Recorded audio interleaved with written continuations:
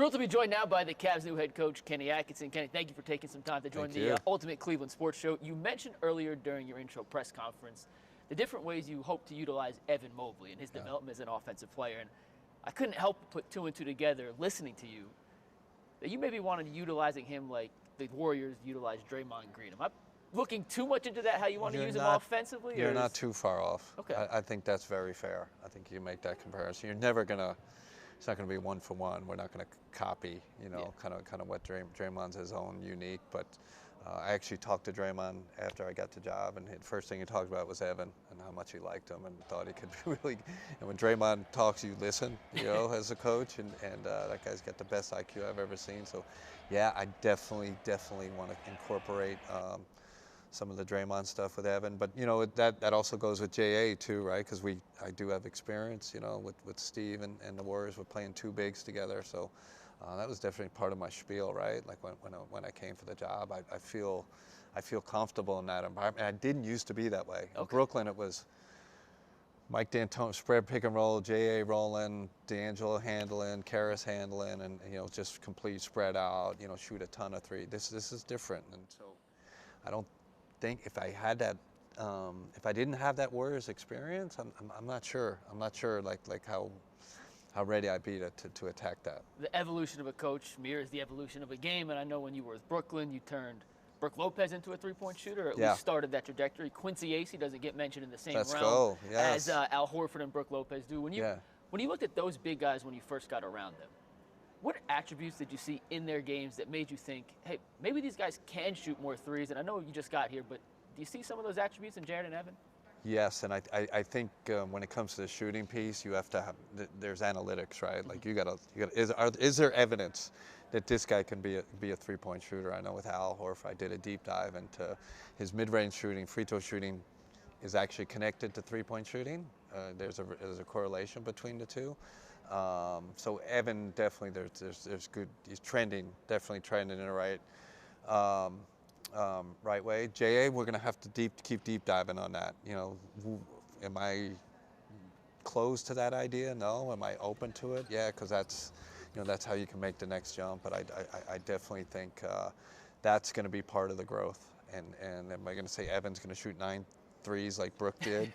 I told Brook, hey, I'd love you to shoot more threes, and all of a sudden he goes from 0 to 9 a game or whatever. I don't think you ever could have saw that coming, right? Yeah, but he embraced it. So, but Evan's got so many other, he's a great driver. He can post up. He's got a lot of things. So, but we're going to take some. I think development, you have to take risks. To get guys to the next level, you got to take some risks, and I'm willing to do that, even if the short term doesn't look great. Without getting too specific, I know you're coaching the French national team in the upcoming Olympics. Yeah. How much from that international experience in international offensive basketball do you think will end up translating into what you eventually make the Cavs playbook? I don't think people realize the influence the international game has on the NBA right now, and the explosion of offensive efficiency. To me, it's correlated because there's a new wave of coaches coming in. It's a much more, we keep an eye on the international game, and there's a lot of concepts, a lot of ideas, and they're evolving. We run a set in France that I'm like, with Team France, I'm like, I'm taking this. Like I'd never seen it before. And you think you've seen everything, but it's a different game. They know how to manipulate space probably better than us because there's no defensive 3-sec. So they have to be so precise with their spacing. So I'm going to come back from this experience, this Olympic experience with Team France as a better coach. And that's why I'm doing it. For really, obviously first to help Team France and win a gold medal and all that, but the second part of it is I know I'm going to come back a better coach. We got two more for you, yes. Coach. When you talk to the players, I know it's just introductory conversations, not too much of deep dives, but how excited are they to get incorporated into what a Kenny Atkinson offense is going to look like? I think, that's the first, the feedback I get, like, let's go, maybe with some expletives in there, like I hope they're excited, Yeah, like these guys, and listen, I'm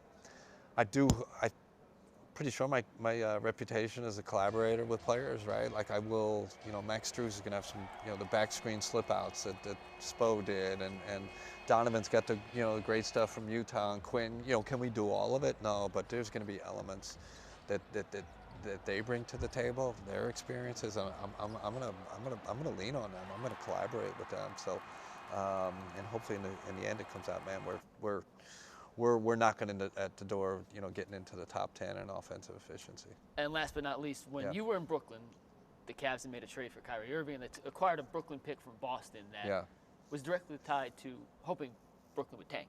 Yeah. And that didn't necessarily pan out. Yeah. Did you and Koby ever talk about that during the interview process, that you guys screwed up some of their plans? We did not, but I'm going to talk to him after. I'm going to remind him, you know, and that was great. And, you know, what was great about the directive was never, because we didn't have any picks, the directive was like, compete. At all costs, might as well. Compete. I've always, the proudest kind of part about the Brooklyn experience was just getting feedback from media and coaches, like, man, you guys compete, like, you compete hard and take that part too to Cleveland, right? Like, this is a competitive team, but can we compete even harder? Can we compete more consistently and then for longer periods than they've done in the past? That's kind of the challenge. Awesome. That's Kenny Atkinson, the new head coach of the Cleveland Cavaliers. Thanks Kenny, so appreciate much, it, man. and best of luck here in Cleveland. All right. See you around. Appreciate you. Awesome.